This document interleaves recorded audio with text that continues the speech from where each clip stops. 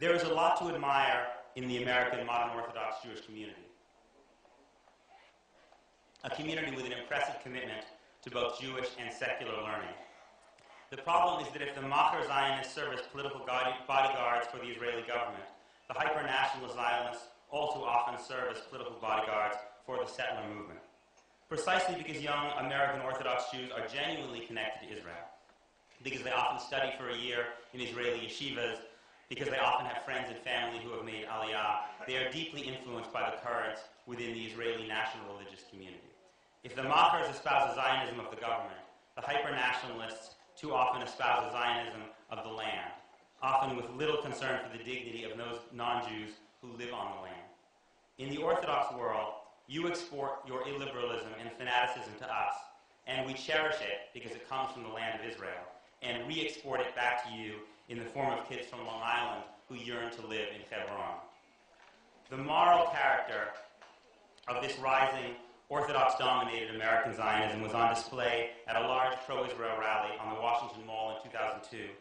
The crowd was young and 70% Orthodox. And when Deputy Defense Secretary Paul Wolfowitz declared that Palestinians were suffering too, he was booed. If I were an Israeli human rights activist looking to influence the American Jewish world, I would ignore the Machers. Because they're fundamentally influenced by access, not ideology, your arguments won't matter very much.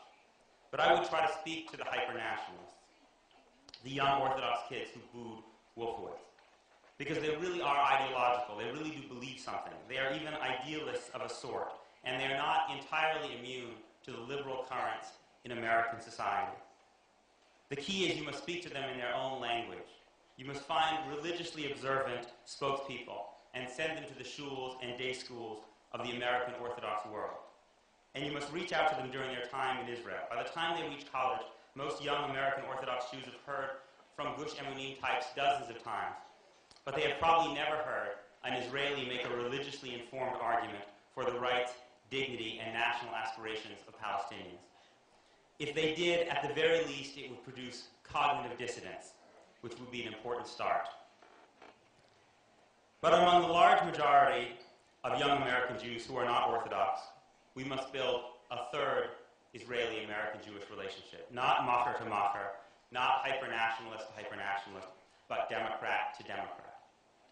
The young Jews on America's college campuses have never met people like you. They see Netanyahu on TV, AIPAC brings them government propagandists. But here's the strange thing. Young, relatively secular American Jews are waiting for you. They're waiting for you without even knowing that they're waiting for you. Just look at their values. The American Jewish establishment told them to beware of Barack Obama. The American Jewish right whispered that he was a Muslim. And yet young American Jews voted for him by a ratio of 5 to 1, perhaps 10 to 1. A few years back, some major Jewish philanthropists sent the pollster Frank Luntz to test Zionist messages amongst Jewish college students.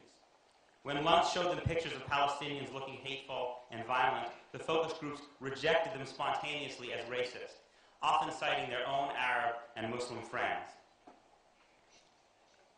The Obama administration is today utterly besieged by Jewish mockers and hyper-nationalists, telling them that their pressure on the Netanyahu government is alienating American Jews. But it's not true. Polls show that American Jews, especially young American Jews, actually favor Obama's Israel policy. In fact, they favor it by significantly larger margins than do American white Christians. And one more thing. I get the sense sometimes, reading the press and hearing people in Israel talk, that the Netanyahu government may believe that they can outlast the Obama administration, that Barack Obama is Jimmy Carter, that he's an aberration in American politics, that he's going to be gone pretty soon, that we will go back to the days of George W. Bush. Anyone who knows anything about American politics will tell you that Barack Obama is going to get reelected with a landslide in 2012.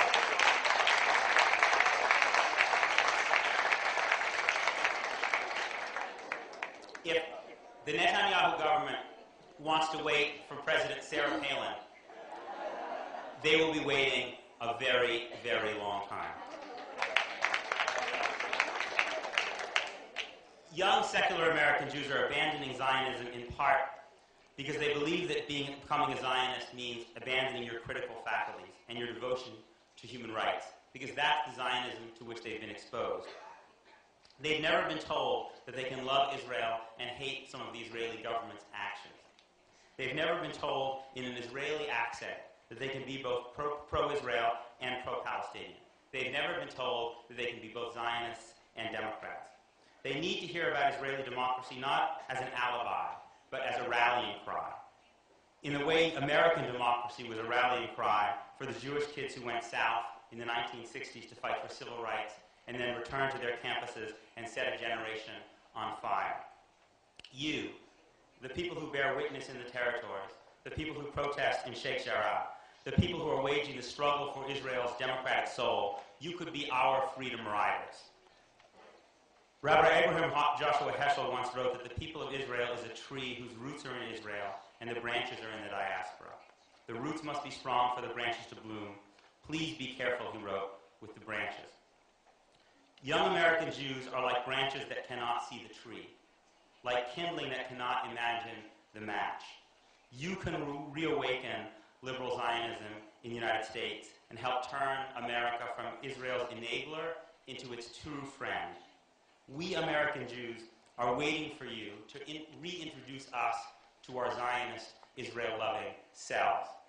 We are waiting for you. My 4-year-old son, who brought a homemade Israeli flag from preschool and asked me what Israel is, we are waiting for you. We are waiting for you. Please be careful with the branches. Thank you very much.